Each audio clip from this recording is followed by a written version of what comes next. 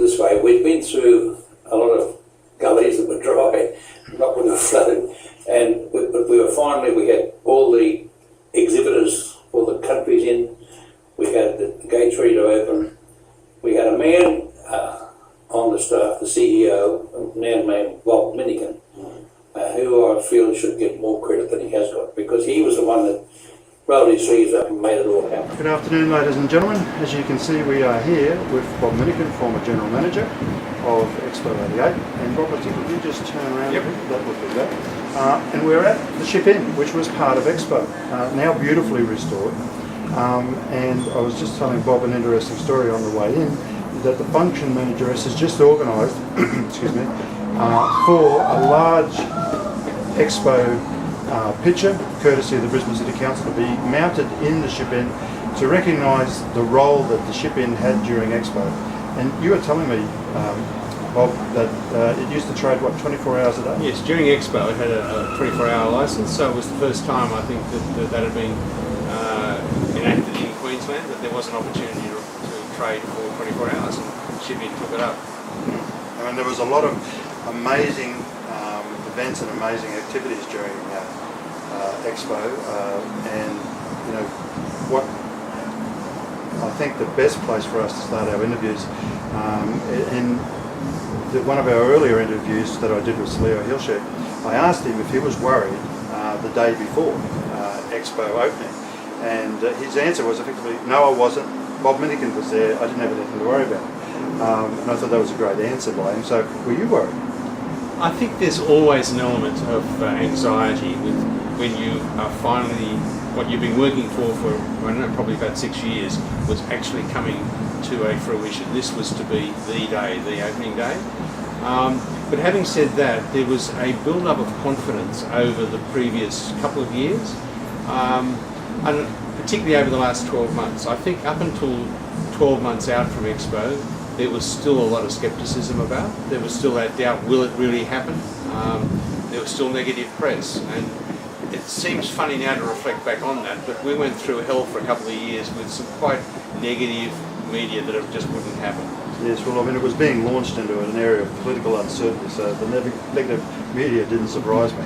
But I would have also thought that maybe some of the staff that you were taking on, and there's two people in mind, but I'll let you refer to them, would have given you great confidence. Oh, there's no doubt that in terms of the creativity that we had Rick Birch I'd worked with before, and I was very confident about the entertainment program, and John Truscott had done a great job in terms of the streetscaping. But I think if you go back, there was also some great work done. The architects for this, the master planners, which was Jim McCormack and Graham Bly, what they had done was given us a great site with the pavilions done very economically.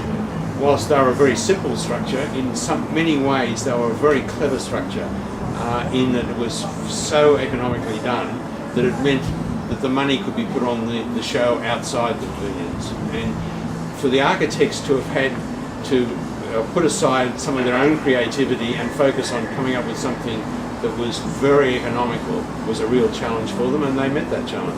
I mean, that building structure was actually, I think, one of the first times in the world that it was actually used. I think it was that modular, pull it apart, put it back together again, and it was quite innovative. I mean, you probably don't know this, but Jim has actually given all of his records to the John Oxley Library from that 76 to 83 period, when he was at everyone about how great it would be that Brisbane had an expo, and we'll canvass in the next YouTube that we do a little bit about Sir Frank Moore, because I think his role was critical. But one of the other things that Sir Leo Hilscher made reference to, and you and I have just spoken about, were the Russians. Yes. So you tell us some interesting stories about the Russians. Well, I think one of the interesting things was obviously there was the rivalry between the Russians and the Americans, and who was going to have the bigger pavilion. And to be quite honest, I don't recall now how that finally ended up. But certainly the other thing was looking at what entertainment the Russians could bring here. And at the time, Anthony Steele was the producer for what was referred to as World Expo on Stage, which was in the Performing Arts Centre. And there was one meeting with the Russians, where when it suited them they would break off into their Russian and they would talk between each other and how they were handling the negotiations. It wasn't until about halfway through that Anthony then played his ace, which was that he had been worked with the British intelligence and could speak quite fluent Russian, and that really threw the cat amongst the pigeons so far as the Russians were concerned. Yes, because I think I should tell the audience that the reason why the reference to the Russians is so important was that actually was the last exposition that the Russians attended in their guise as the USSR, because it blew apart very soon thereafter, and the Cold War stopped, and so Expo 88 had a pivotal role in the finishing of the Cold War. I think that might be stretching it a bit, Peter, but yes. Facts are there to be stretched. Exactly. Right. And with that, we might just take that as a good point to finish off that YouTube and come back in a second as we talk about some other interesting topics. Thank you. And Russia, of course, and Japan and people like that, as well as the other nations as well, Nepal and whatever. Anyhow, trying to get Russia on board was a little bit difficult.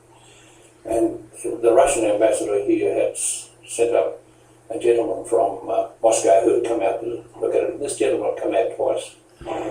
And he was quite a big man, rough and rugged, and he put us through the mince machine with his questions. But after the interviews, we always were kind to him, took him back out to the airport, tried to go home and think about it.